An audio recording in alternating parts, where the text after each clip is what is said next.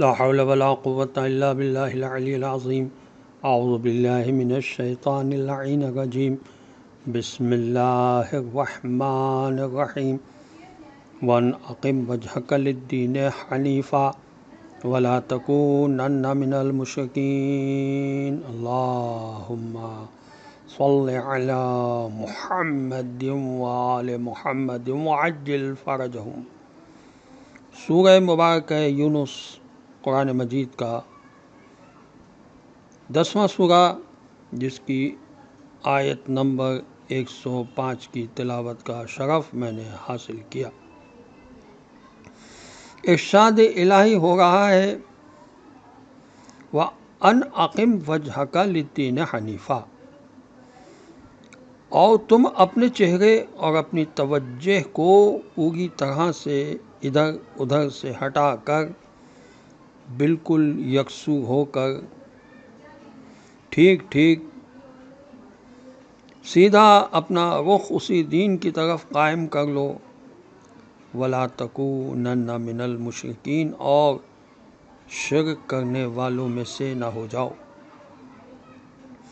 تفسیر صافی میں بحوالہ تفسیر قمی اس آیت کے ذیل میں لکھا ہے کہ بتانا یہ مقصود ہے کہ ہمارا رسول صلی اللہ علیہ وآلہ وسلم تک ہمارے احکامات کی پابندیوں سے مستثنی نہیں، اور یہ بھی کہ ہمارا رسول صلی اللہ علیہ وآلہ وسلم قانون بنانے والا نہیں ہوتا، بلکہ قانون الہی کو لوگوں تک پہنچانے والا اور نافذ کرنے والا ہوتا ہے۔ وہ خدا کا شریک نہیں ہوتا، خدا کا اطاعت گزار بندہ ہوتا ہے۔ مگر بعض محققین کے نزدیک اس آیت میں اور اس سے پہلے اور بعد میں بھی بظاہر خطاب تو رسول اکرم صلی اللہ علیہ وآلہ وسلم سے فرمایا جا رہا ہے، لیکن مقصود و مراد امت کے لوگوں کو سنانا ہے۔ امام راغب نے لکھا کہ یہ نہیں فرمایا کہ اس دین کو اختیار کر لو یا اس دین پر چلو۔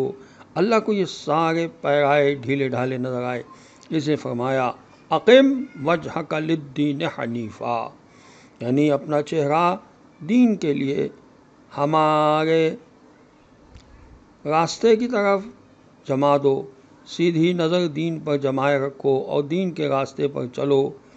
اس سے زیادہ بہترین بات اور بہترین بندش ممکن ہی نہ تھی۔ پھر اسی پر اکتفا نہیں فرمایا بلکہ حنیفہ کی قید لگائی۔ حنیف کے معنی سب طرف سے مڑ کر ایک طرف ہو جانا۔ تفہیم القرآن میں علامہ مودودی صاحب نے لکھا اس آیت کے ذیل میں، اور یہ جو فرمایا کہ مشرکوں میں سے نہ ہو، تو اس کا مطلب یہ ہے کہ خدا کی ذات و صفات، حقوق، اختیارات میں خدا کے سوا کسی کو شریک نہ کرو، بلکہ مشرکوں کے طریقہ زندگی سے الگ ہو جاؤ، یعنی عقیدے ہی میں نہیں بلکہ عمل میں بھی مشرکوں سے الگ رہو۔ ہمیں مسلسل احادیث میں ملتا ہے صلہ رحمی کے بارے میں۔ حضرت رسول خدا صلی اللہ علیہ وسلم کی حدیث ملتی ہے، کنز العمال میں یہ حدیث نوٹ ہے، 6914 اس کا نمبر ہے، کہ اپنے رشتہ داروں کو بحال رکھو خواہ اسلام کے ساتھ ہی ہو۔ حضرت رسول خدا صلی اللہ علیہ وسلم کی حدیث بیاء الانوار کی جلد 74 صفحہ 104 پر ہے کہ دنیا میں صلہ رحمی جاری رکھو خواہ سلام کے ساتھ ہی ہو۔ اور پہلی حدیث یہ تھی کہ اپنے رشتہ داروں کو بحال رکھو خواہ سلام کے ساتھ ہی ہو۔